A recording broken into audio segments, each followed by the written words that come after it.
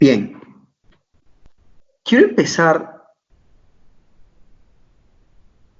eh, esta clase de incrustaciones diciéndoles que la incrustación muchas veces los cirujanos dentistas la limitamos como tratamiento.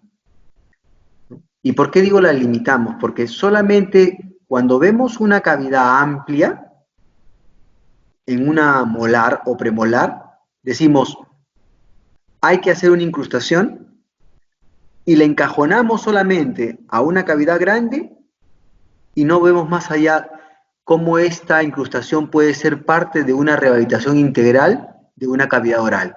Lo que quiero decir es que espero que al final de la teoría ustedes se den cuenta que una incrustación es mucho más versátil para hacer un tratamiento integral, que no solamente la limitemos a una cavidad amplia, en un molar o premolar, sino que sea parte, por ejemplo, de una PPF combinada o un descanso para PPR o un tratamiento para defectos estructurales como hipoplasia del esmalte o pequeños diastemas, o también podría utilizarse para regularizar el plano cruzal cuando una pieza es extruida.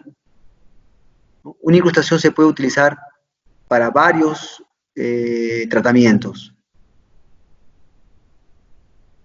Entonces, la definición es que son materiales de obturación indirecta que se fabrican en un laboratorio. ¿Ok? O sea, siempre es una parte clínica, luego va al laboratorio, luego regresa al consultorio y se cementa. ¿Ok? Alguien por ahí me puede decir, pero doctor, también se puede hacer en el consultorio. Sí, pero no es práctico. ¿Y por qué no es práctico? Porque imagínense ustedes, imagínense, llega el paciente, hacemos la historia, ¿verdad? Eh, eh, diagnosticamos, ¿no? Retiramos tejido comprometido con caries, reconstruimos, el 95% de casos se reconstruye con hierome de reconstrucción o con resina, se talla, se toma impresión, se vacían los modelos, se confecciona en el modelo, hay que esperar que frague, se confecciona en los modelos la incrustación, ¿no? Se hierve para eliminar radicales libres, luego se adapta en la boca del paciente y se cementa. Imagínense todo el tiempo que van a tener que tener para poder llegar a hacer todo lo que he mencionado. Entonces no es práctico. Alguien me podría decir, pero doctor, entonces lo hacemos en 2 citas. Sí, pueden ser en 2 citas, pero sería igual que hacerlo en un laboratorio dental. Entonces, generalmente lo que se hace es trabajar con un laboratorio, porque el laboratorio tiene un horno de luz, ¿no? Y va a trabajar de manera más satisfactoria la incrustación. Por eso es que digo que generalmente se fabrican en laboratorio. ¿Ok? La parte clínica en el consultorio y la parte de laboratorio en el laboratorio, redundante. Ok, muy bien. Entonces, ¿en qué piezas se realizan las incrustaciones? En las piezas posteriores. Alguien también por ahí me puede decir, doctor, pero yo he leído que también se puede hacer en piezas anteriores. Sí, son variaciones de la teoría que en la clínica se pueden aceptar, pero ustedes recién están aprendiendo y uno cuando recién aprende, aprende el ABC. Entonces ustedes, por el momento, me gustaría, y estoy contento, si es que ustedes saben todo acerca de lo que es una inlay y onlay en dientes posteriores, premolares y molares, ¿ok? Entonces, hay 2 tipos, la inlay y la onlay, ¿no?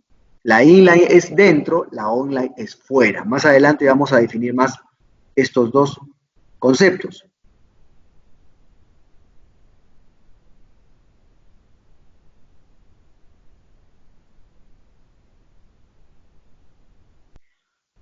Ok, ahora, hay dos áreas de la odontología que se disputan la tenencia de una incrustación. Muchas veces ustedes lo van a encontrar en libros de prostodoncia o en áreas de prostodoncia y otras veces lo van a encontrar en el área de operatoria dental. ¿Ok? Particularmente a mí, ¿no?, me parece que debe ir en lo que es la parte protésica, ¿no? ¿Por qué? Porque tiene un eje de entrada, un eje de salida, ¿no? Y entonces debería estar en la parte protésica. Ahora, una incrustación se puede hacer en dientes vivos o en dientes con tratamiento endodóntico. O sea, pueden hacerse en dientes vivos o en dientes con tratamiento endodóntico.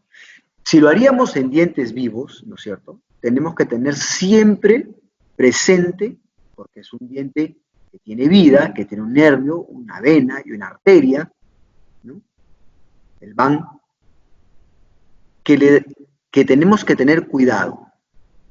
Entonces, los principios biológicos son muy importantes, ¿ok? Y dentro de los principios biológicos debemos tener en una pieza que vamos a tallar, o que le hemos diagnosticado, que vamos que hemos un tratamiento de una incrustación, lo primero que tenemos que tener en cuenta es la preservación de la estructura dentaria. La preservación de la estructura dentaria, ¿no?, que es el primer principio detallado para todo, para operatoria, para prostodoncia, para PPR, para todo, porque en PPR también se hacen preparaciones, se hacen descansos, ¿no? Entonces, la preservación de la estructura dentaria es muy importante, siempre. Cuando hablé de lo que era operatoria dental, ¿recuerdan? Decía que ustedes utilizaban las fresas redondas de acuerdo al tamaño de la cavidad, ¿se acuerdan? Acá también tenemos que tener mucho cuidado con eso. Ustedes también tienen que utilizar sus fresas indicadas para incrustaciones, que ahora ya vienen por kits. Se llaman troncocónicas cortas, de ángulo redondeado. Entonces, vienen en diferentes tamaños, ¿no? Y ese tamaño, sobre todo, en lo que es el ancho, no el largo. El largo casi son todas del mismo tamaño. Lo que sí varía es el ancho. Y también lo que varía es el grano de la fresa, ¿no? Acuérdense que el grano de la fresa no es igual que el ancho de la fresa. Entonces, eso va de acuerdo, como les digo, a la cavidad, ¿ok? Ahora, ¿y por qué siempre decimos que tenemos que preservar la estructura dentaria? Porque nosotros solamente debemos sacar el tejido comprometido. Una vez que sacamos el tejido comprometido, siempre nos va a quedar una cavidad irregular. No se talla las paredes y la forma de la incrustación sobre ese tejido sano, no, se reconstruye primero y luego tallamos. De esa manera evitamos, ¿no?, erradicar tejido sano, ¿ok? Por eso es que hace un momento dije que el 95% de incrustaciones se reconstruye con un ionomo de reconstrucción o con una resina. Porque siempre que ustedes saquen la caries, la sacan con una fresa redonda. Entonces las paredes axiales de la cavidad les va a quedar cóncavas. Y la teoría dice que una pared de una incrustación debe ser plana. Más adelante vamos a poder entender más esto. También tenemos que tener en cuenta, dentro de los principios biológicos, la refrigeración.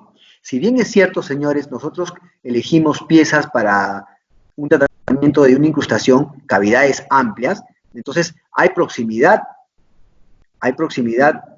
¿no?, a la cámara pulpar.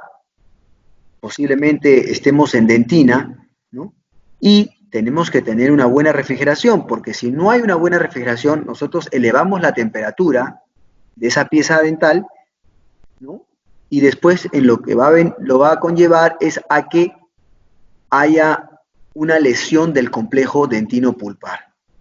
Podríamos provocar una pulpitis. Por eso es que la refrigeración es muy importante. Y es muy importante que sus piezas de mano tengan la salida del agua en correcta dirección. Yo siempre recomiendo que tengan una pieza de mano de una salida. ¿Por qué? ¿Por qué? Porque alguien me puede decir, pero doctor, de 3 salidas es mucho mejor. Sí, yo no digo que no. Pero las piezas que tienen 3 salidas son muy delicadas. Con un golpe se pueden descalibrar. O también existe la posibilidad de que la presión de la salida de aire, ¿ya?, no sea la correcta y también descalibre las salidas. Entonces, si tienes una sola salida, es mucho mejor. En ese sentido, no hay la irrigación. Pero con una sola salida es suficiente. Lo ideal es que el chorro de agua, señores, debe salir y debe chocar en la fresa. Y ahí se atomiza el agua, se hace como un spray, se hace microgotas. ¿Ok? Pero debe chocar en la fresa, porque lo que tenemos que enfriar es la fresa, para que la fresa no transmite el calor por fricción al diente. ¿Ok? O sea, el agua no debe chocar al diente, no, a la fresa. ¿Ok? Muy importante, la refrigeración. ¿Y por qué también muy importante? Porque ustedes pueden producir una lesión en el diente, ustedes siguen el tratamiento y cuando cementan la incrustación o van a cementar la incrustación o de repente después de cementar la incrustación, el paciente puede sentir dolor. Por eso es que hay que evaluar muy bien, señores, muy bien, ¿no?, los síntomas del paciente y también ver los signos, ¿ok? Para estar seguros de que terminado el tratamiento no haya sensibilidad post-tratamiento, que eso es muy común. ¿Por qué? Por no tener esa minuciosidad en esos detalles. Muy bien.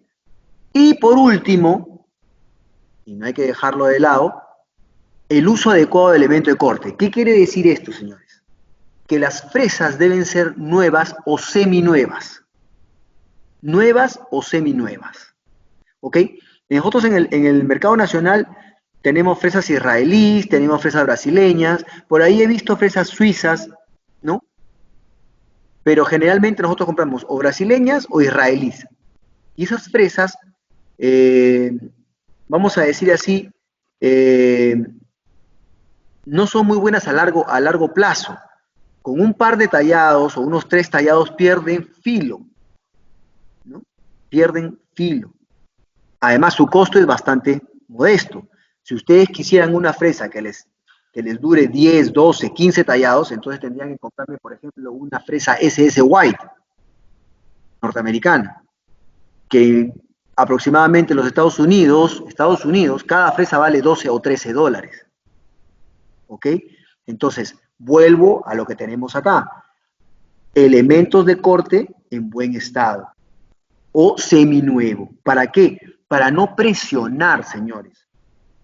Para no presionar, porque cuando ustedes sienten que la fresa no corta, lo que hacen es presionar. Al presionar aumentan la fricción. Al haber mayor fricción y no hay una buena refrigeración, hay elevación de temperatura.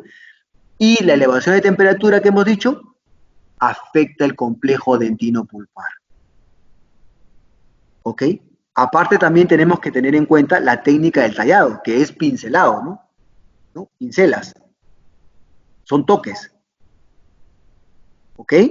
Solo el peso de la mano, nada más. Perdón, solamente el peso de la pieza de mano.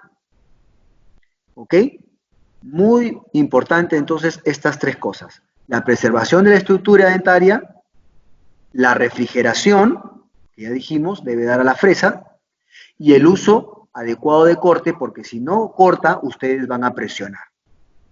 Y todo esto que va a dañar al complejo dentino-pulpar, porque nosotros estamos haciendo el tratamiento en un diente vital. ¿Ok? Muy bien. Dentro de los principios mecánicos,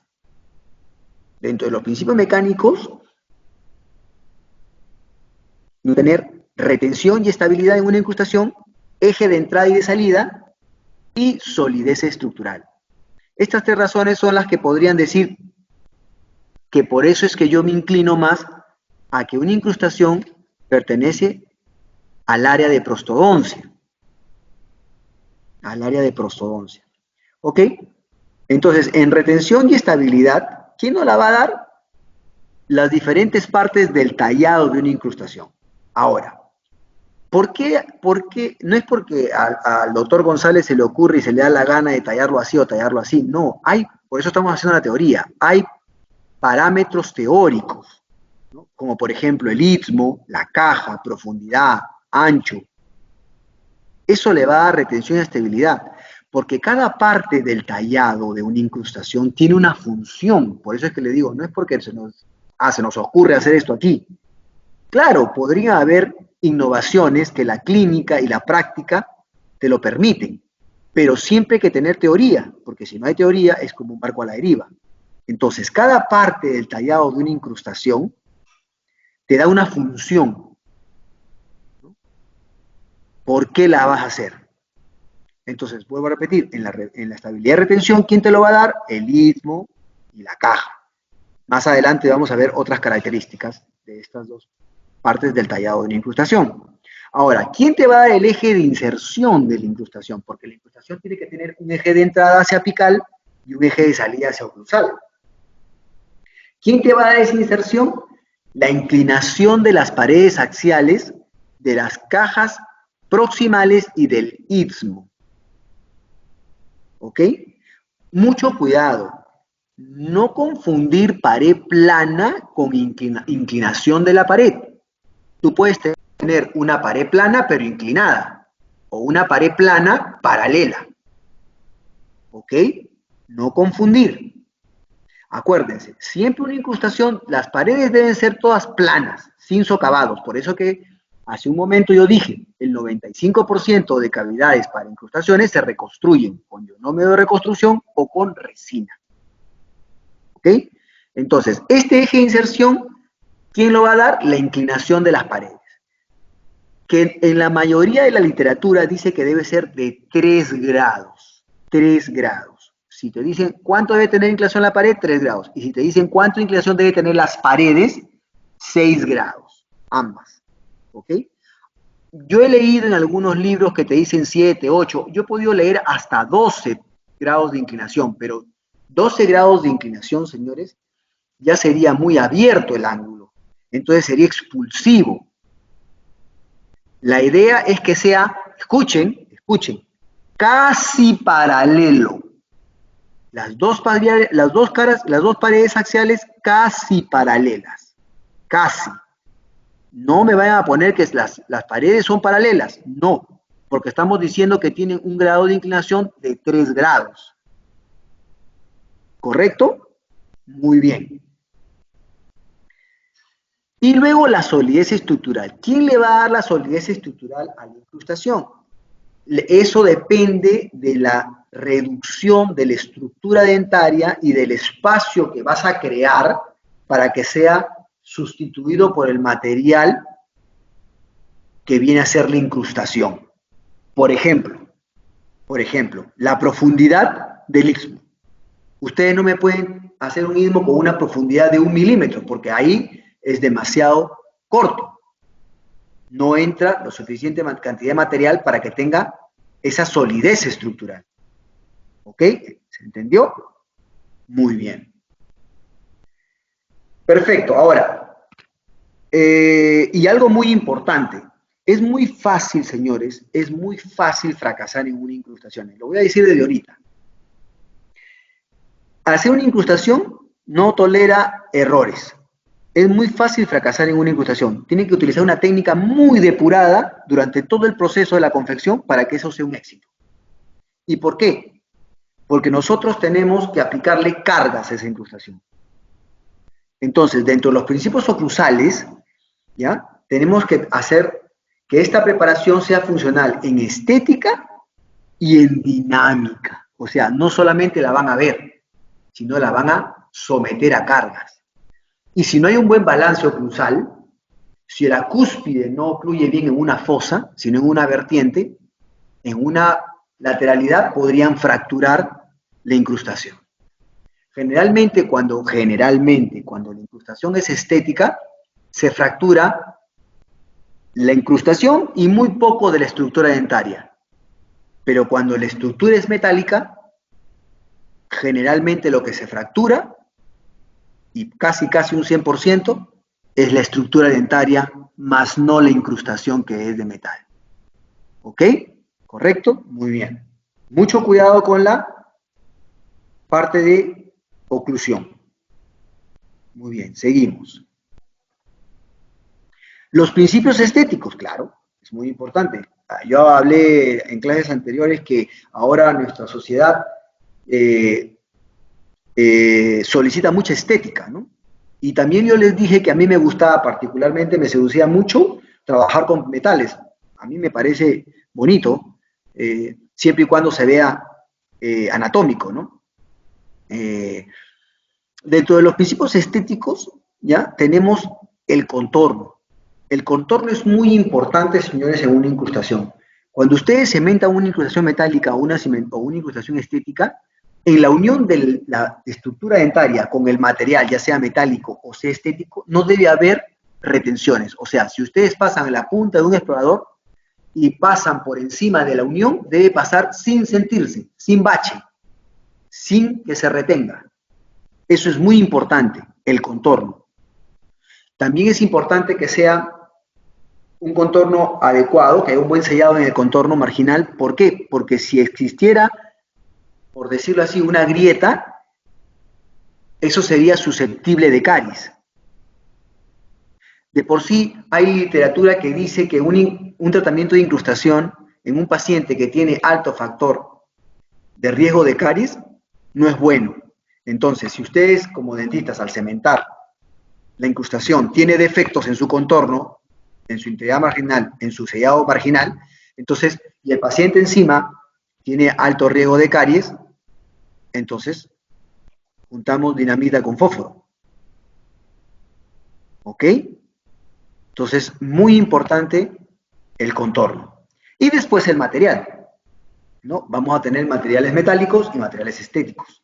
Dentro de los materiales metálicos tenemos el cromoníquel, que es una aleación. No confundir, ojo. El cromoníquel es una aleación para incrustaciones. No confundirlo con el cromo cobalto, que el cromo cobalto es para las estructuras de las PPRs. ¿Correcto? Muy bien. Puede ser incrustaciones, como les digo, de aleación de cromoníquel. Puede ser incrustaciones de NPG, que son las siglas en inglés que significan Non-Precious Golden, metal no precioso.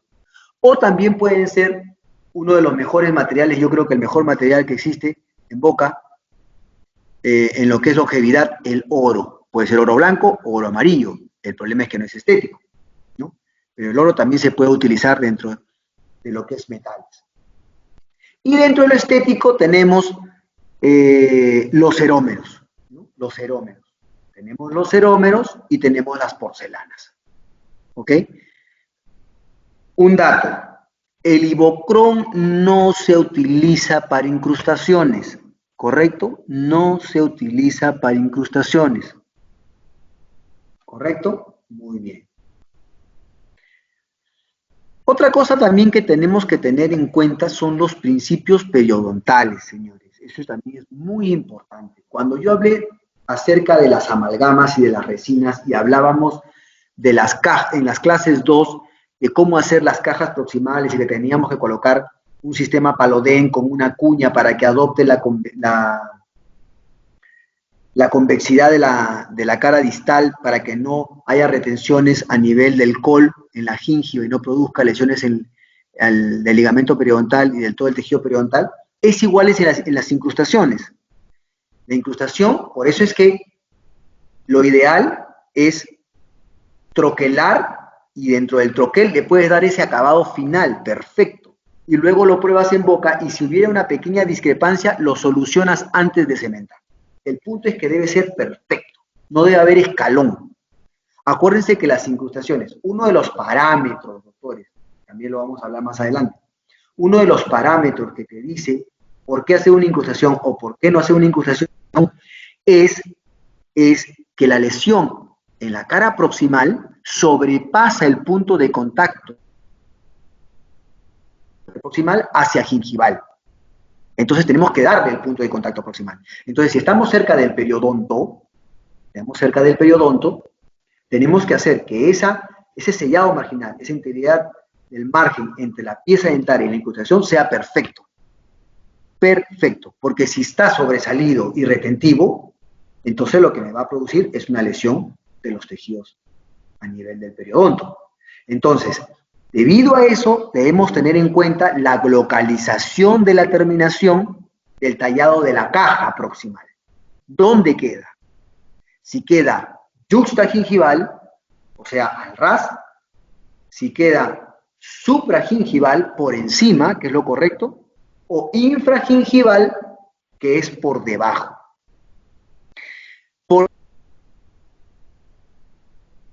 Porque si ustedes han dado, vamos a decirlo, 1 milímetro por debajo de la gingiva y van a hacer una incrustación estética, yo pregunto, ¿cómo lo van a aislar para poder cementarlo? Si la cementación de una incrustación es con un sistema adhesivo, y los sistemas adhesivos necesitan aislamiento absoluto. ¿Cómo van a hacer para poder aislarlo? No es viable. Otros por ahí me pueden decir, no, pero doctor, le pongo una capa de ionómero y lo llevo por encima de la gingiva y tallo. Eso tampoco es muy correcto. Hay algunos artículos donde te dicen que se puede hacer, pero tendría que observarse después del tratamiento de que no vaya a haber una recidiva de caries en el ionómero o que haya una grieta entre el ionómero y el diente y la incrustación, ¿no? Y esto llevaría al final a hacer una caries hacia el cemento radicular y en un corto plazo o un mediano plazo pierdas la pieza dentaria porque la caries se va hacia la raíz, no hacia la corona. ¿Ok? Entonces, generalmente lo que se suele hacer es que la reconstrucción queda dentro de la incrustación. O sea, no hay una interfase externa entre la incrustación, el ionómero de reconstrucción y el diente. No. Es incrustación y diente. Y por dentro, el ionómero de reconstrucción o la resina. ¿Ok? Entonces, en el caso de ser infragingival, lo más recomendable es 2 cosas.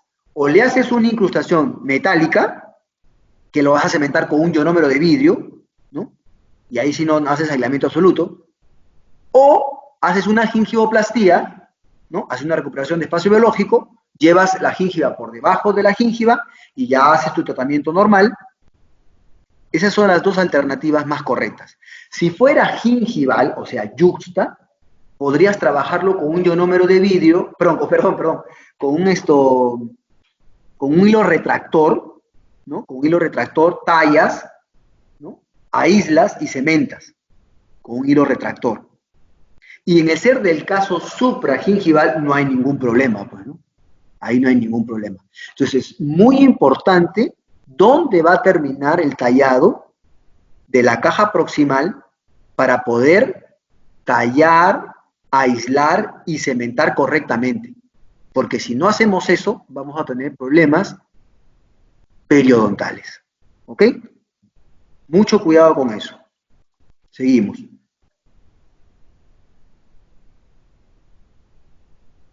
Perdón.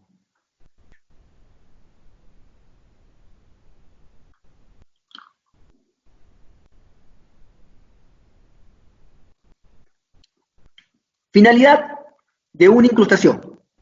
El más común, el más conocido, ¿no? El que tú miras y dices, no, acá hay una incrustación. Acá hay que hacer una incrustación. Eliminar procesos cariosos grandes.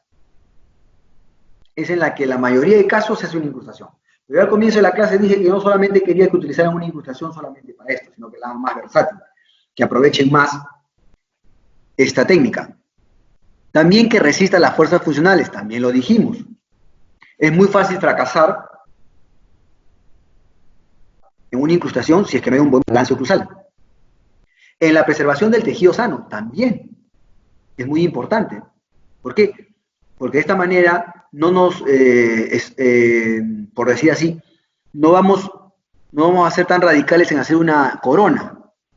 Entonces, eso también hace que hagamos preservación de tejido sano.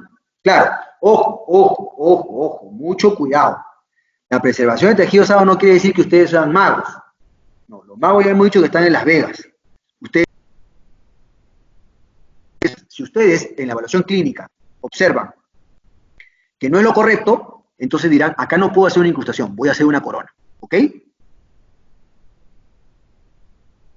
Tiene que tener una adaptación satisfactoria, también ya lo dijimos. Una preparación conservadora, también ya lo dijimos, en lo que es fresas, tamaño de fresas y reconstrucción. ¿Ok? Indicaciones. En dientes debilitados, cuando la caja proximal es profunda y es difícil controlar la contracción. Muy importante, señores. Esa es otra indicación de una incrustación, ¿no? Por ejemplo, tenemos una clase 2, ocluso distal, por debajo del punto de contacto proximal. Yo pregunto, ¿qué es más esto, por decirlo así, qué va a funcionar mejor? ¿Una resina o una incrustación? A ver, una resina es muy difícil darle el punto de contacto proximal. El tema Palodén y una serie de cosas. Y otra cosa más, que no pueden controlar la contracción, porque de todas maneras tienen que hacer la técnica de incrementación para disminuir la contracción. En cambio, por ejemplo, en una incrustación se toma la impresión, se troquela y el técnico te le da prácticamente para cementar. Es algo muy, muy superficial de adaptación y el punto es perfecto. El punto de contacto interproximal es perfecto.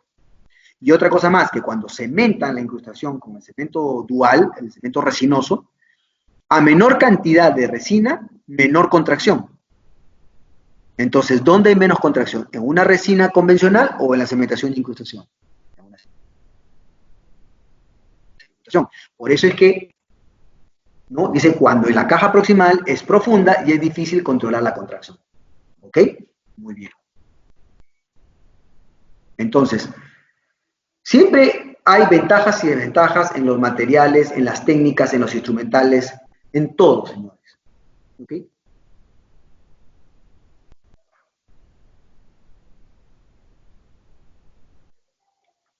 Seguimos. Dijimos en dientes posteriores, ¿no? Molares y premolares, ya lo había comentado al comienzo de la clase. Dije que también podría ser soporte de prótesis parcial fija. Claro, pueden utilizar, por ejemplo, una incrustación en un premolar, en una primera premolar, póntico en la segunda premolar y corona en el primer molar. A eso se le llama que puede ser soporte de prótesis parcial fija. O sea, en vez de llevar un póntico y dos coronas, lleva una incrusta, un póntico y una corona. Mixto. También dije que se podía tratar en dientes con tratamiento endodóntico. Muchos me dicen, pero doctor, pero si un diente con tratamiento endodóntico es muy débil. A ver. Vamos a analizar. Si ustedes hacen una endodoncia, ¿ya? Y tienen muy poca pérdida de tejido dental, no es así, eso no es correcto. O sea, tú lo que debes evaluar en una pieza con tratamiento endodóntico y que tú crees que debe ir una incrustación, que esa pared no tenga, que esas paredes que han quedado no deben tener menos de 2 milímetros de profundidad. Perdón, de espesor. Si tuvieran de 2 milímetros de espesor, entonces más recomendable es hacer una corona. Hay que evaluar bien, ¿ok? Yo también les podría decir otra cosa. No todos los dientes con tratamiento endodóntico son candidatos a espigos, y eso ya hay muchos artículos científicos. Eso está demostrado, porque tú al colocar un espigo, lo que haces es debilitar más la estructura, porque para poder colocar el espigo, desgastas tejido dental. Entonces, si están casi todas las paredes completas, lo único que haces es reconstruyes y pones tu corona. ¿Ok? Entonces, hay que analizar, hay que observar bien clínicamente lo que queda de corona en un diente con tratamiento endodóntico. ¿Ok? Muy bien. Entonces, ¿de qué dependerá? De la estructura.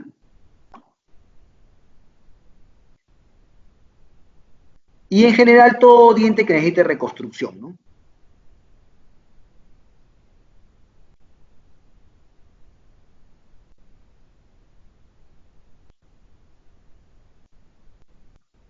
Contraindicaciones. Acá, ¿ven? ¿Se acuerdan lo que yo mencioné hace un par de diapositivas? Pacientes con gran susceptibilidad a caries, es recomendable colocar inclusiones. Pero ustedes le pueden conversar con el paciente, ¿no? Y decirle, mire, usted no tiene muy buena higiene, tiene un índice de riesgo de caries alto, acá se le puede colocar una incrustación, pero usted tiene que mejorar porque si no puede recibir una caries. Y si a eso ustedes le suman que no hay una buena adaptación marginal, un buen sellado marginal, entonces, como dije, ¿no? Pólvora con fósforo. Eso a mediano plazo va a ser caries y al final va a terminar perdiendo la pieza dental. Y esto, ojo, eso no lo digo yo, muchos dentistas, muchos colegas también lo pregonan, ¿no? Es más, hay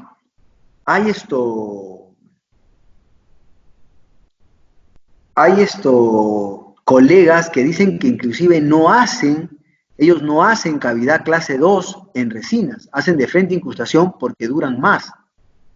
Pero ya, ese es otro tema, ¿no? Pero lo que quiero es que se den cuenta ustedes, ¿no? Que una incrustación o una clase 2 debe tener muy buena higiene, una higiene muy prolija para que no haya recidiva de caries. Pero lo que sí tenemos que tener nosotros en cuenta es que el sellado sea perfecto, no debe haber retención. Ni externa ni interna, o sea, ni socavada ni sobreextendida, ¿ok? En dientes muy destruidos, ya lo dije, los magos están en Las Vegas. Si ustedes ven que el diente está muy destruido, no se arriesguen, conversen con el paciente, hagan un tratamiento endodóntico y una corona, si es que también amerita.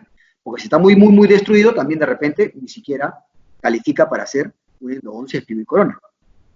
Ustedes son dentistas, señores. ¿Ok? En dientes, dice, en dientes en posición anormal con respecto a la parábola, de la forma de la arcada. Esto es muy, muy fácil. Suena muy difícil, pero es muy fácil. Ustedes tienen la parábola, la arcada de la boca, ¿ok? La arcada de la boca. Muy bien. Arcada superior y arcada inferior. ¿A qué se refiere esto? Habíamos hablado de lo que era el balance oclusal, ¿se acuerdan? Que en una incrustación, la cúspide del diente antagonista debe estampar en la fosa central de la incrustación. Porque si den una vertiente, podría romper la incrustación o podría romper parte de la estructura dentaria de ese lado del diente. Entonces, ¿a qué se refieren a esto? Que si un diente, o un premolar o molar, está fuera de esa parábola, o sea, está lingualizado mucho, o palatinizado mucho, o vestibularizado mucho en ambas arcadas, y ustedes ven que el antagonista no da en la fosa central de la incrustación, no es recomendable. Por eso dice, dientes en posición anormal con respecto a la parábola, a la parábola de la arcada, no es recomendable, por lo que les estoy comentando. ¿Ok? Primero que le hagan tratamiento ortodóntico y luego le ponen incrustación. Bromas aparte.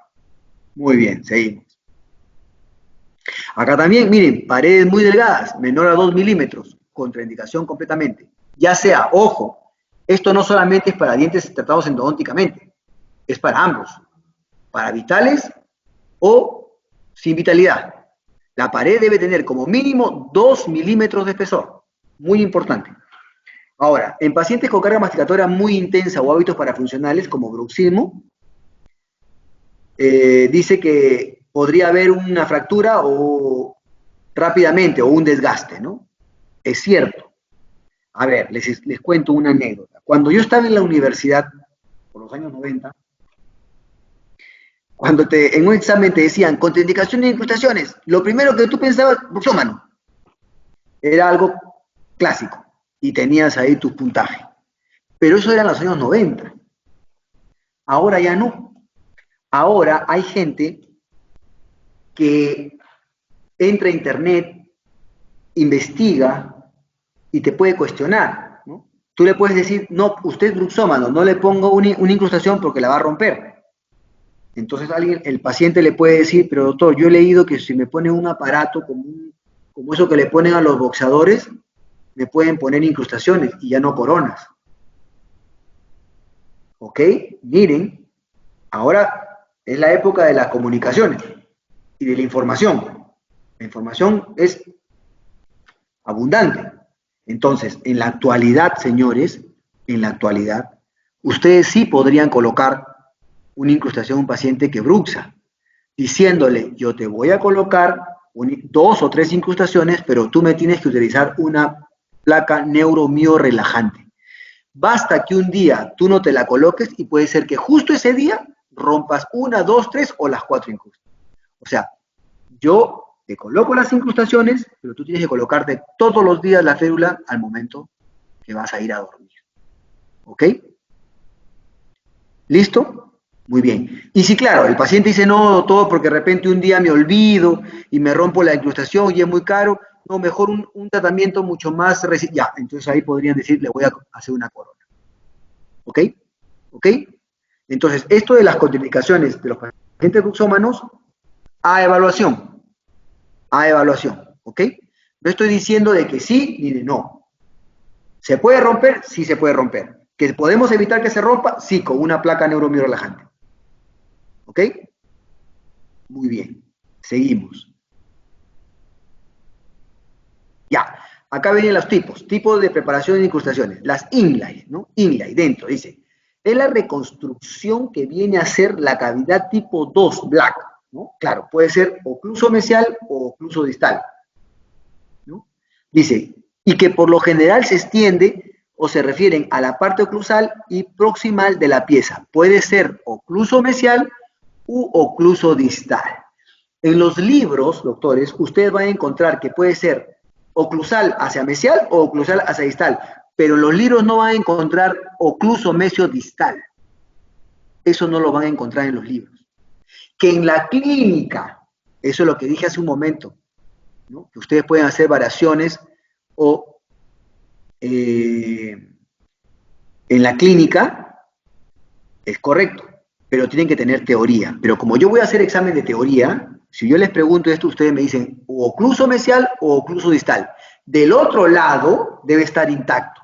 O sea, para que me entiendan, si es que es ocluso mesial la cavidad, en la cara distal debe estar intacta. ¿Me dejo entender? Muy bien. Entonces dice, indicaciones, caries o destrucción de la cara proximal u oclusal. Listo. Y acá dice, miren, debe estar íntegra la otra superficie proximal y el reborde marginal. ¿Ok? En clínica me pueden hacer una OMD, no hay ningún problema.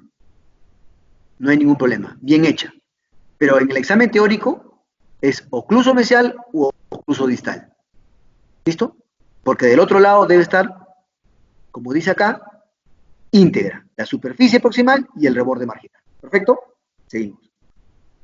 Cuidados, buen grosor de las paredes internas, ya lo habíamos dicho. Buen grosor, más de 2 milímetros. Evitar socavados, ¿se acuerdan? Ya, ok, no pueden haber retenciones, porque si no, como entra y sale la incrusta. Alguien me puede decir, no, pero doctor, le decimos al técnico que ese socavado le ponga cera y lo bloquee. No. Mientras que la película de resina es más pequeña, tiene mejor adhesión. Y mientras que más pequeña es la película de resina de cementación, menos contracción, doctor.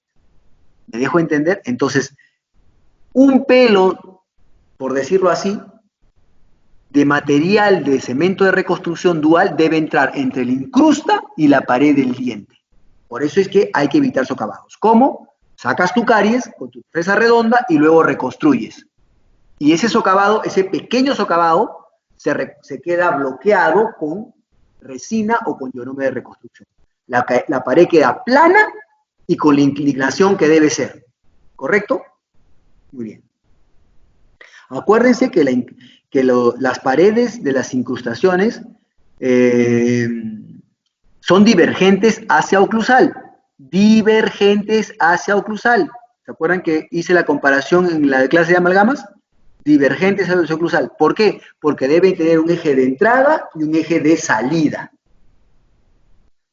Muy bien. Otra cosa más, en cavidades profundas descartar posible compromiso pulpar. Eso es importantísimo, doctores. Y esto es algo muy común en la práctica privada. Ustedes anestesian, sacan la caries, reconstruyen, tallan, toman la impresión y se va el paciente. Pero está anestesiado. Se va el paciente. A veces el paciente lo puede llamar y le dice, doctor, me duele. ¿Le duele? Si tómese un antiinflamatorio, le pasa. Cuando llega el día de la consulta para cementar, el paciente lo primero que dice, doctor, me duele, en la noche me late, tomo agua y me late. ¿Qué pasó? ¿Qué pasó? Hay que tener mucho ojo clínico. Ustedes tienen que ver la profundidad, el tamaño, el tejido comprometido, si es dentina, si es esmalte. Radiográficamente también tienen que verlo. Y sobre todo los signos, cómo vino el paciente, el dolor, late, frío, agua caliente, es espontáneo el dolor, o colocas el estímulo y no pasa del dolor 3, 4, 5, 10 minutos. Mucha clínica, doctores, mucha clínica. ¿Para qué? Para poder descartar el compromiso pulpar. O sea, decirle, señor, este diente, ¿ya?, debe ser tratado endodónticamente antes de hacer la incrustación. Por esto, por esto, por esto, por esto y por esto, por esto. Entonces, así no vas a tener el problema de que ya estás con la incrustación en la mano para cementar y le duele. Y ojo, en la clínica muchas veces yo he visto que han anestesiado al paciente para poder cementar la incrustación porque no soportaba el proceso de la cementación por el dolor que tenía el paciente. Yo pregunto, ¿para qué la cementas si tienes que anestesiarlo para cementar la incrustación? Eso no va, pasa la anestesia y va a seguir doliendo. Por eso es que es muy importante descartar el posible compromiso pulpar. ¿Ok? Y peor aún, si es que tú la cementas y después de cementada le duele, que también es muy común. Entonces, tenemos que hacer un descarte minucioso, si es que debemos hacer una endodoncia, antes de tallar y tomar la impresión de la incrustación. Porque si no, después se nos va a complicar todo. Ahora, ojo, también pasa de que muchas pacientes dicen, no, pero doctor, yo no quiero que me haga una endodoncia porque, ¿por qué me va a hacer una endodoncia si yo he visto que sí, que quiero ver? Entonces, en esos casos, cuando el paciente no quiere hacerse un tratamiento endodóntico, usted lo hace un consentimiento informado y le hacen la incrustación y lo cementan. Si le duele después, ustedes le dijeron. Y acuérdense otra cosa más, que aún si ese paciente tiene toda esta sintomatología, acuérdense que ustedes van a grabar con ácido ortofosfórico al 37% para poder cementar con un cemento resinoso, a menos que tengan la última generación de adhesivo que ya viene primer y adhesivo, que no necesita ácido. ¿Ok? Porque también por ahí alguien me puede decir, no, pero doctor, ahora ya no se coloca ácido. Sí, correcto, pero tú tienes ese material. Entonces, mucho cuidado con esto porque es muy desagradable que ustedes terminen una incrustación y a los 3 días den al paciente con un dolor insoportable y lo único que queda ahí es hacer la apertura capilar. Transincrusta. Y lo que pueden hacer es después colocarle una resina donde han hecho la apertura. O sacar toda la incrustación y volver a hacer otra incrustación para que quede mucho más estético. Porque si le hacen un triangulito o una apertura ovoide en un premolar y después le colocan resina, se va a notar. Entonces, ¿para qué el paciente pagó tanto dinero para hacer algo tan estético si al final en el medio tiene una resina? Se nota. ¿Y todo por qué? Por no hacer una evaluación clínica si es que ese diente posteriormente a todo el proceso hasta la toma de impresión iba a doler o no iba a doler. Mucho cuidado. Ser dentista no es fácil, señores, estresa mucho. Muy bien. Seguimos. Claro, empiezas esto de porcelana, varían las preparaciones, ¿no? ¿Y se acuerdan lo que yo dije cuando empecé la clase? Exige una técnica depurada que no tolere errores. Es muy fácil fracasar en incrustaciones, muy fácil. En la clínica es muy frecuente ver cementar incrustas y a los 4, 5, 7 días o una semana viene con parte de la incrusta rota. Como también 3, 4, 7 años y la incrustación está perfecta. ¿Ok? Esta es la secuencia de tallado. Esto está en Hobo. Pueden leerlo más detallado en Hobo, ¿eh? La secuencia de tallado, ¿no? El contorno cruzal, el tallado de la cresta, miren. O sea, claro, esto es un diente sano, pues, ¿no? Ya hace el istmo, miren acá, se elimina el margen, ¿no?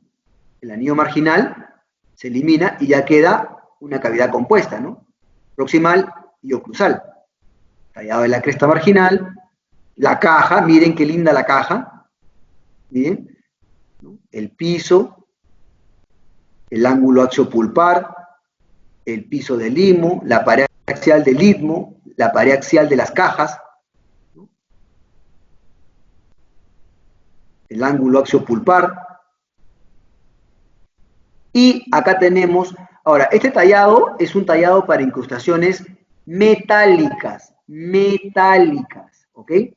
Y acá tenemos los flancos proximales, miren, miren, miren los flancos proximales, que eso le va a quedar integridad del margen.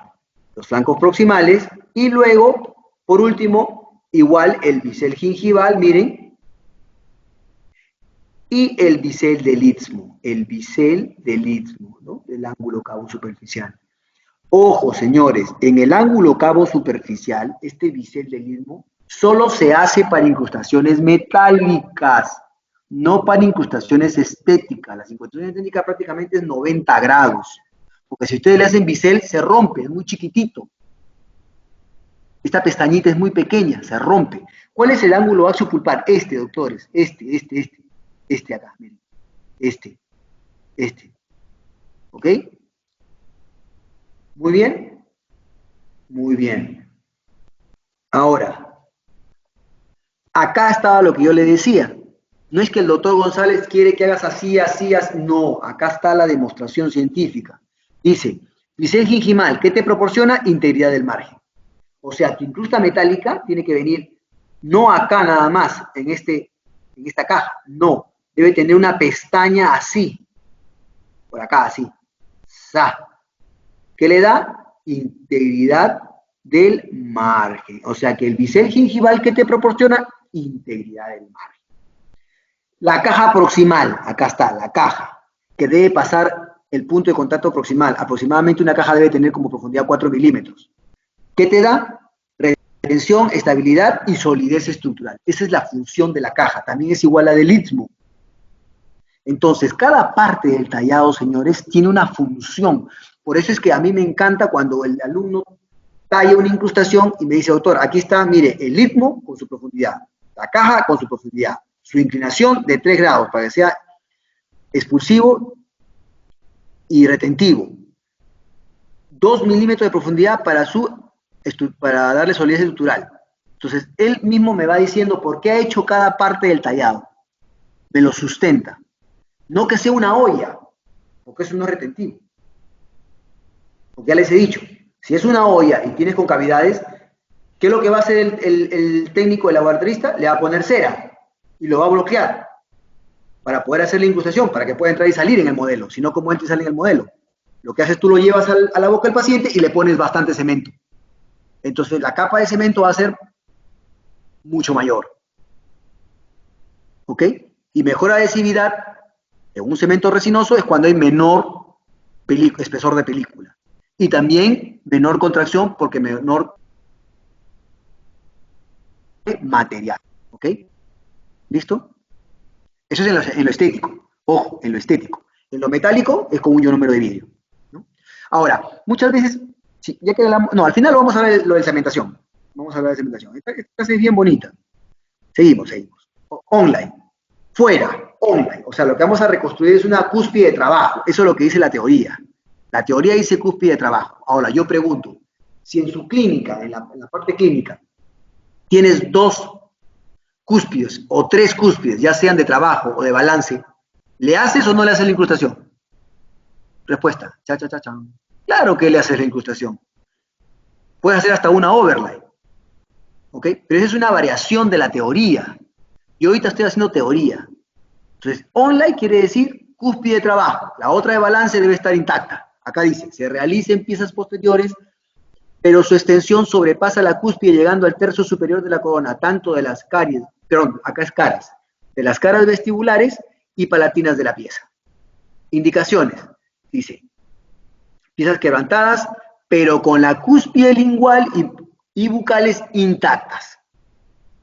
Cuando la mitad o más del ancho bucolingual está involucrado en el istmo de una preparación MOD, en posteriores con tratamientos endodónticos y pared bucal y linguales sanas. ¿Correcto? Online. Cuidados. En cavidades MOD, ¿no?, se trata de evitar la fractura de la estructura remanente. Claro. Y dice, debe evitarse sobreesfuerzos. Por supuesto. Por supuesto. Doctores, cuando ustedes colocan una incrustación online, deben decirle al paciente de que debe evitar sobreesfuerzos en esa pieza. Porque, vamos a decir, si yo normalmente uno come a veces hielo, maní confitado, azúcar quemada, y te rompes una parte de la estructura del diente natural, que es una estructura muy resistente, mucho más razón puede fracasar la incrustación, porque es gran parte del diente. ¿Ok? Entonces, al paciente que tiene una incrustación online, se le debe hacer la recomendación de que debe evitar sobreesfuerzos con esa pieza. No le estamos diciendo que no coma, ojo, no. El paciente puede comer todo lo que él quiere, dentro de lo que se puede decir que es mediana y suavemente el alimento, pero demasiado duro, no. En verano, por ejemplo, todos tomamos una Inca Kola, una Coca-Cola o un trago con hielo. Cuando se termina el trago, ¿qué es lo que hacemos? ¿No masticamos el hielo? Porque refresca, porque es agradable. Entonces, imagínense que mastique y triture el hielo con esa incrustación. ¿Ustedes creen que no es factible que se rompa? Por supuesto. Por eso es que hay que decirle que debe evitar sobreesfuerzos. ¿Ok? Muy importante.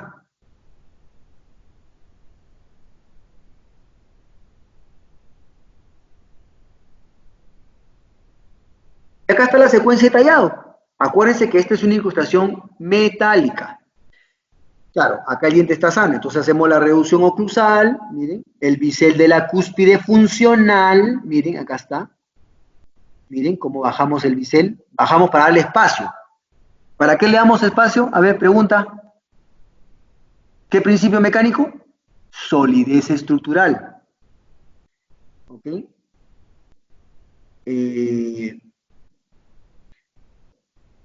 Creamos el hombro, miren, el hombro, en la cúspide que vamos a sustituir, el hombro oclusal. El istmo, miren, el istmo, ojo, no debe ser recto, miren. Recto, no, debe ser con cierta curvatura, para que tenga más retención, curva reversa. Miren, y eso lo crean ustedes. El istmo.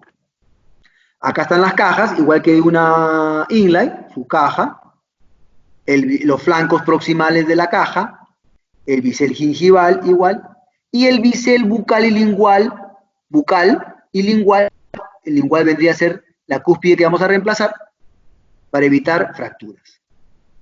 Entonces, ahora, vamos a hablar de medidas. A ver, habíamos hablado de que uno de los parámetros para hacer una incrustación, primer parámetro que me pueden decir es, doctor, que la caries sobrepase el punto de contacto interproximal. Perfecto. Si pasa el punto de contacto interproximal, debe tener más de 4 milímetros de profundidad. ¿Correcto? Si está por encima, ojo, si está por encima del punto de contacto proximal, no es recomendable hacer una incrustación. Pone una resina y punto. Y ni siquiera necesitas ponerle cuña, porque el punto de contacto interproximal existe. Ni siquiera lo vas a crear. Entonces, profundidad aproximadamente de una caja, 4 milímetros. Ah, y no se olviden la proximidad al periodonto, muy importante. ¿Cuánto debe ser mínimo la proximidad de un istmo? 2 milímetros la profundidad del istmo. ¿Ok? La profundidad. No menos. ¿Puede ser un poquito más? Puede ser un poquito más, pero no menos. Tampoco puede ser muy profundo. ¿Ok? 2 milímetros. el ancho del istmo, el ancho, ya, el ancho. Hay literaturas que te dicen 2 milímetros, o otro parámetro que te dicen es, si es un tercio de la cara oclusal, imaginen que esta es la cara oclusal, ¿ya? La cara oclusal. Imagínense que esta es la cara oclusal, ¿ok? Y acá están sus surcos, miren, sus surcos. Entonces, un tercio, vamos a dividir 1, 2 líneas y tenemos 1, 2, 3 tercios. Si te dicen que es en el tercio medio nada más, debe ir una resina. Otro parámetro es, dice, si agarra más de 2 tercios, o sea, pasa esta línea, una incrustación. Y si pasa los 3 tercios, o sea, agarra un poquito de acá, un poquito de acá, y todo el medio, también una incrustación. Ese es un parámetro. Literal, ¿no? Si quieres numeral, como mínimo 2 milímetros de ancho. Si es menos de 2 milímetros de ancho, entonces no es recomendable colocar una incrustación, sino una resina convencional. ¿Ok? Estamos hablando de parámetros. Ahora, eso estamos hablando en general, tanto para estéticas como para metálicas. ¿Dónde hay una variación, creo yo? Y quiero que ustedes también la evalúen. Cuando van a hacer las incrustaciones online, señor, online. En una estructura metálica, ¿ya? La literatura dice que con 1 milímetro es suficiente, o sea que 1 milímetro acá de espacio, 1 milímetro de espacio acá en una metálica, la reemplaza el metal y no se fractura. Es más, hasta 0,5 y no se va a fracturar. ¿Ok? Pero, en una incrustación estética, eso no funciona así. Si tú le dejas solamente medio milímetro o 1 milímetro, se rompe, fracasa. Como mínimo debe ser 2 milímetros en una estética. O sea, acá debe haber 2 milímetros de espacio para que entre suficiente material y tenga solidez estructural. Y reciba y soporte y disperse las fuerzas de carga oclusal. Porque de eso se trata. Un buen balance oclusal lo que hace es dispersar bien las fuerzas. ¿Ok? Muy bien, seguimos. Y acá está por qué, no porque el doctor González dice yo quiero que lo haga así, no, acá está, por qué tiene que tener cada característica el tallado. Igual que la inline, ¿no? Ahí está. Solidez estructural, retención y estabilidad, la caja y el hilo. El flanco proximal que te da, integridad del margen. El bíceps bucal que te da, integridad del margen. ¿Ok? Muy bien. Seguimos. Ya. Entonces, habíamos hablado ya sobre todo lo que era metálico, ¿no? Todo lo que era metálico y en general. Acá le he puesto dos principios básicos de preparaciones para inline y online estéticas. Miren, dice, exposibilidad mayor de 5. Profundidad 2. Paredes planas, ya habíamos dicho, paredes planas. Ancho del istmo 2. Muy bien. Ángulos internos redondeados. Había hablado que la fresa ya venía con el ángulo redondeado. Porque si se queda ángulo recto, señores, si se utilizan ángulos rectos puede fracturarse. Vendría a ser el mismo efecto que se acuerdan que les expliqué cuando hicimos la clase de amalgamas, que si no utilizamos piriformes, utilizamos conos invertidos, ese ángulo puede fracturar esa pared, ese lado de la pared, igual acá. Por eso es que los ángulos deben ser redondeados. ¿Y quién da eso? La fresa. El ángulo cabo superficial en estéticas, como dije, 90 o próximos a 90. Es muy difícil decir 89 grados, doctor. Así que 90 grados, recto y se acabó. Protección de la cúspide de trabajo, acá está, mayor a 1.5, yo digo 2. Si yo les pongo en el examen ¿cuánto? Mayor a 1.5. Si le pongo 1.5 y no hay otra alternativa, será 1.5. Y si hay 2 y no hay 1.5, será 2. Tienen que tener criterio. Muy bien. Curva reversa, no se olviden de eso, no son rectas. No las hacen con regla, ingenieros, doctores. Curva reversa, eso le da retención. Seguimos. Esta es otra literatura, otro libro para que se den cuenta. Miren, lo mismo. Lean, ancho del istmo 2, igual o 2, mayor, superficie 2, ángulo cabo superficial 90, miren. Y acá les da el objetivo. ¿Por qué se debe hacer esto? ¿Por qué se tiene que hacer esto? Está acá. Miren, paredes aplanadas, inclinación de las paredes, reducción 1.5, evitar puntos de contacto en céntrica, ¿ven? El tratamiento de una incrustación es lindo, señores, es lindo, lindo, lindo, lindo. Es un tratamiento muy bonito. Algo que me había olvidado de decirles, señores. Espérense, ya, acá.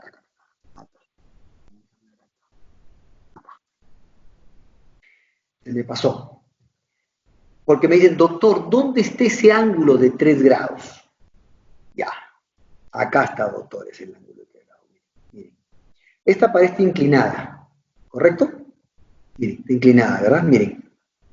Muy bien. La fresa, el kit de fresas para tallar incrustaciones, que son troncocónicas cortas, ya tiene la angulación. Usted lo único que tiene que hacer es pegarla a la pared. ¿Dónde está el ángulo? Acá, doctores. Ustedes hacen aquí, miren este punto, acá. Miren ahí, ¿ya? Hacen una línea recta al eje longitudinal del diente. ¿Cuál es el eje longitudinal del diente? Este, ¿verdad? El eje longitudinal. Entonces ustedes agarran acá, hacen una línea imaginaria, así miren. Acá, así.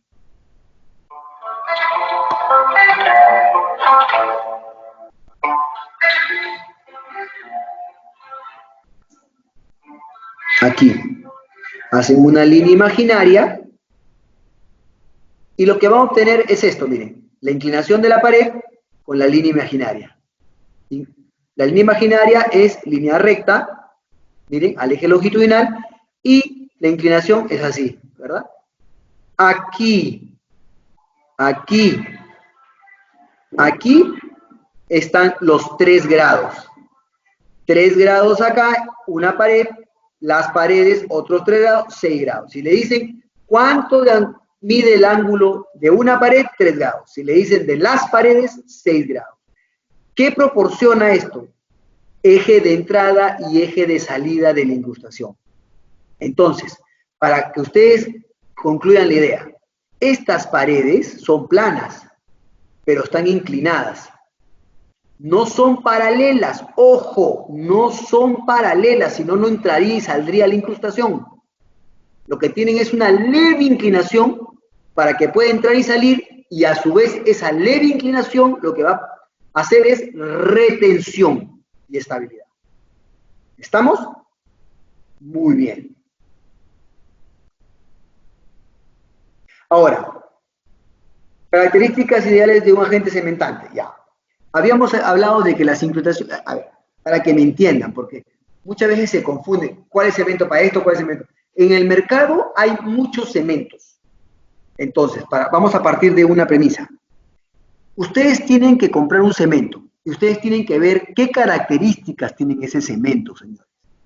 Si el cemento es un cemento universal, como por ejemplo el de la 3M, el U200 de la 3M, universal, su mismo nombre lo dice universal. Tú puedes cementar estéticos o metálicos, punto. Y no necesitas nada, no necesitas acondicionamiento de tejido, ni con ácido ortofosfórico, ni con silano, ni con nada. Te dice, usted mezcla el cemento y lo cementa, metálico o estético. Porque eso es lo que dice ese cemento. ¿Por qué arranco esta premisa? Porque lo que ustedes tienen que hacer es ver las características del cemento. Si tienen un U200, cemento universal, como les he dicho.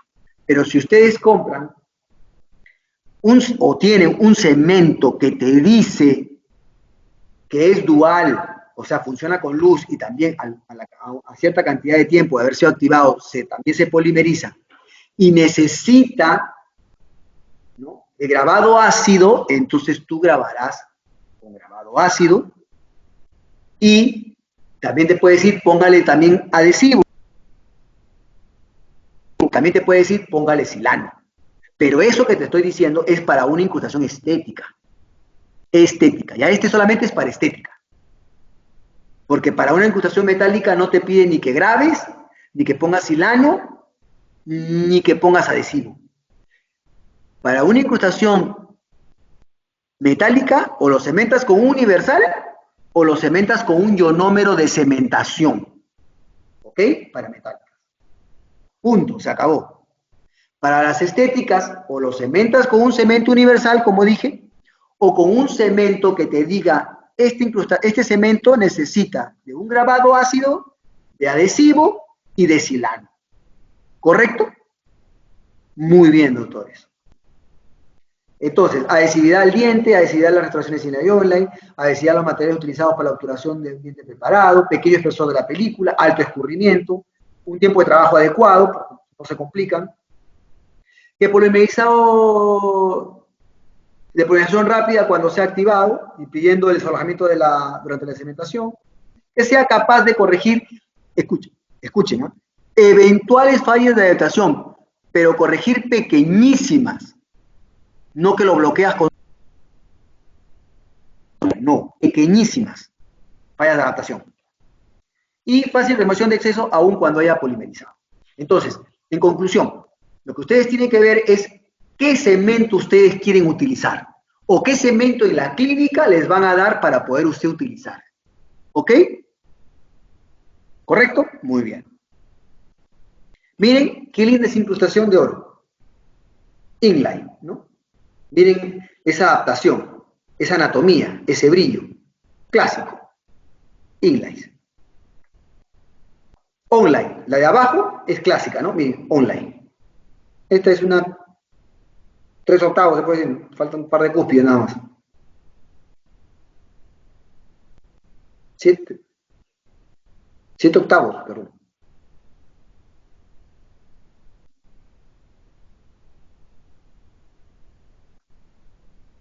Ahora, acá en estas dos fotos puse lo clásico, lo que hemos hablado toda la clase. ¿Va? Inline y online. Punto. Ahora, casos clínicos. Acá es donde yo quiero que ustedes hagan más versátil el tratamiento de una incrustación.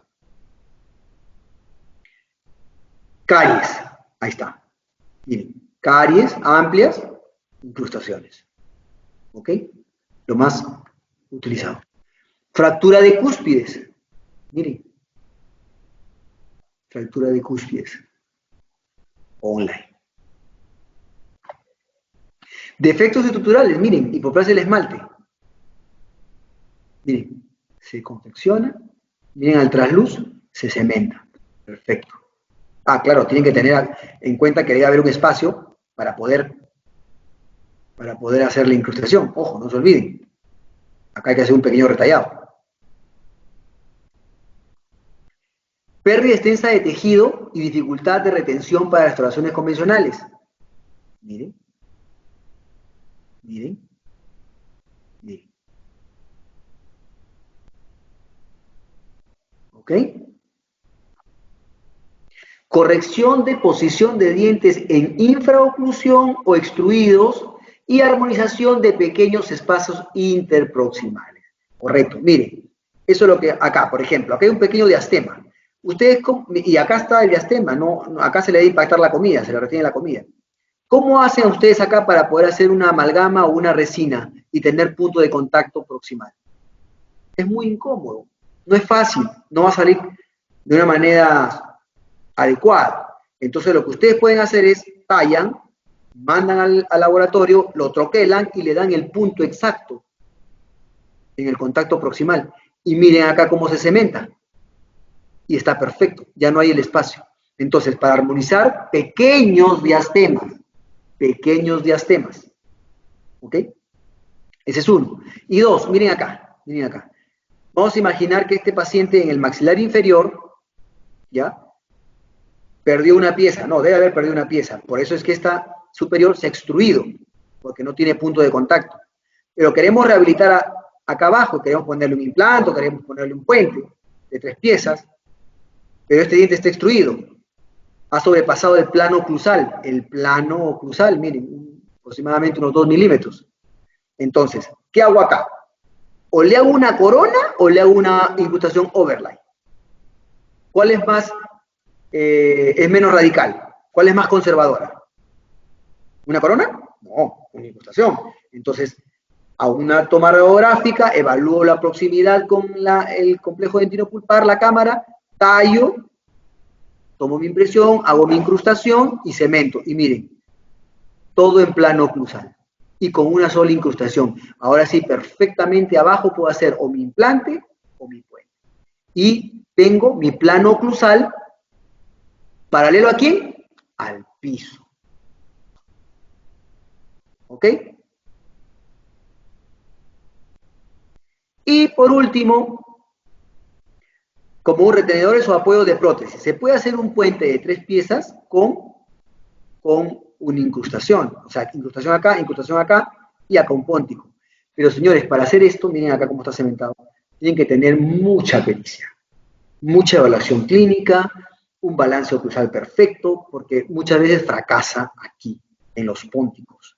Por ejemplo, acá tienen que hacer una relación del tamaño de la brecha, ojo, del tamaño de la brecha, la distancia de la brecha, con la longitud del cuadrado del espesor del póntico, del conector del póntico entre la incrustación y el póntico.